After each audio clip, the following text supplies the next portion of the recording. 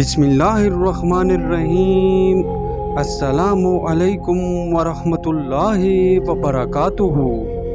حضور اکرم صلی اللہ علیہ وسلم کے طائف کے سفر کا قصہ۔ نبوت مل جانے کے بعد 9 برس تک نبی اکرم صلی اللہ علیہ وسلم مکہ مکرمہ میں تبلیغ فرماتے رہے اور قوم کے ہدایت اور اصلاح کی کوشش فرماتے رہے، لیکن تھوڑی سی جماعت کے سوا جو مسلمان ہو گئی تھی اور تھوڑے سے ایسے لوگوں کے علاوہ جو باوجود مسلمان نہ ہونے کے آپ صلی اللہ علیہ وسلم کی مدد کرتے تھے۔ اکثر کفار مکہ آپ کو اور آپ کے صحابہ رضوان اللہ علیہم اجمعین کو ہر طرح کی تکلیفیں پہنچاتے تھے، مذاق اڑاتے تھے اور جو ہو سکتا تھا اس سے درگزر نہ کرتے تھے۔ حضور صلی اللہ علیہ وسلم کے چچا ابو طالب بھی انہی نیک دل لوگوں میں تھے جو باوجود مسلمان نہ ہونے کے حضور صلی اللہ علیہ وسلم کی ہر قسم کی مدد فرماتے تھے۔ 10ویں سال میں جب ابو طالب کا بھی انتقال ہو گیا تو کافروں کو اور بھی ہر طرح کھلے مہار اسلام سے روکنے اور مسلمانوں کو تکلیف پہنچانے کا موقع ملا۔ حضور اقدس صلی اللہ علیہ وسلم اس خیال سے طائف تشریف لے گئے کہ وہاں قبیلہ ثقیف کی بڑی جماعت ہے، اگر وہ قبیلہ مسلمان ہو جائے تو مسلمانوں کو ان تکلیفوں سے نجات ملے اور دین کے پھیلنے کی بنیاد پڑ جائے۔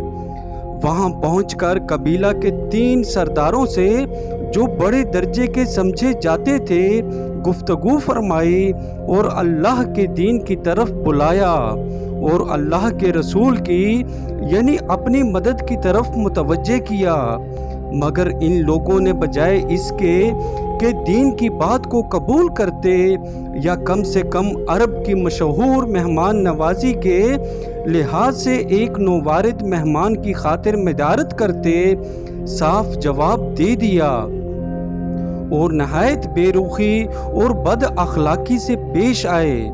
ان لوگوں نے یہ بھی گوارا نہ کیا کہ آپ یہاں قیام فرما لیں۔ جن لوگوں کو سردار سمجھ کر بات کی تھی کہ وہ شریف ہوں گے اور مہذب گفتگو کریں گے، اس کے بعد ان لوگوں سے بات کرنے کے بعد حضور اکرم صلی اللہ علیہ وآلہ وسلم نے اور لوگوں سے بات کرنے کا ارادہ فرمایا کہ آپ صلی اللہ علیہ وسلم تو ہمت اور استقلال کے پہاڑ تھے، مگر کسی نے بھی قبول نہ کیا، بلکہ بجائے قبول کرنے کے حضور صلی اللہ علیہ وسلم سے کہا کہ ہمارے شہر سے فوراً نکل جاؤ اور جہاں تمہاری چاہت کی جگہ ہو وہاں چلے جاؤ۔ حضور اکرم صلی اللہ علیہ وسلم جب واپس ہونے لگے تو ان لوگوں نے شہر کے لڑکوں کو پیچھے لگا دیا کہ آپ صلی اللہ علیہ وسلم کا مذاق اڑائیں، تالیاں پیٹیں، پتھر ماریں، حتیٰ کہ آپ صلی اللہ علیہ وسلم کے دونوں جوتے خون کے جاری ہونے سے رنگین ہو گئے۔ حضور اقدس صلی اللہ علیہ وسلم اسی حالت میں واپس ہوئے جب راستہ میں ایک جگہ ان شریروں سے اطمینان ہوا تو حضور صلی اللہ علیہ وسلم نے یہ دعا مانگی، اے اللہ تجھے سے شکایت کرتا ہوں میں اپنی کمزوری اور بے کسی کی اور لوگوں میں ذلت اور رسوائی کی، اے ارحم الراحمین تو ہی ضعفاء کا رب ہے اور تو ہی میرا پروردگار ہے، تو مجھے کس کے حوالے کرتا ہے؟ کسی اجنبی بیگانہ کے جو مجھے دیکھ کر ترش روح ہوتا ہے اور منہ چڑھاتا ہے، یا کہ کسی دشمن کے جس کو تو نے مجھ پر قابو دے دیا؟ اے اللہ اگر تو مجھ سے ناراض نہیں ہے تو مجھے کسی کی بھی پرواہ نہیں ہے، تیری حفاظت مجھے کافی ہے، میں تیرے چہرہ کے اس نور کے طفیل جس سے تمام اندھیریاں روشن ہو گئی اور جس سے دنیا اور آخرت کے سارے کام درست ہو جاتے ہیں۔ اس بات سے پناہ مانگتا ہوں کہ مجھ پر تیرا غصہ ہو یا تو مجھ سے ناراض ہو۔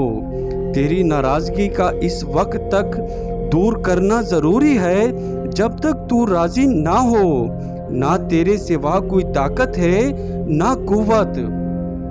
مالک الملک کی شان قہاری کو اس پر جوش آنا ہی تھا کہ حضرت جبرائیل علیہ السلام نے آ کر سلام کیا اور عرض کیا کہ اللہ تعالیٰ نے آپ کی قوم کی وہ گفتگو جو آپ سے ہوئی سنی اور ان کے جوابات سنے، اور ایک فرشتہ کو جس کے متعلق پہاڑوں کی خدمت ہے آپ کے پاس بھیجا ہے کہ آپ جو چاہیں اس کو حکم دیں۔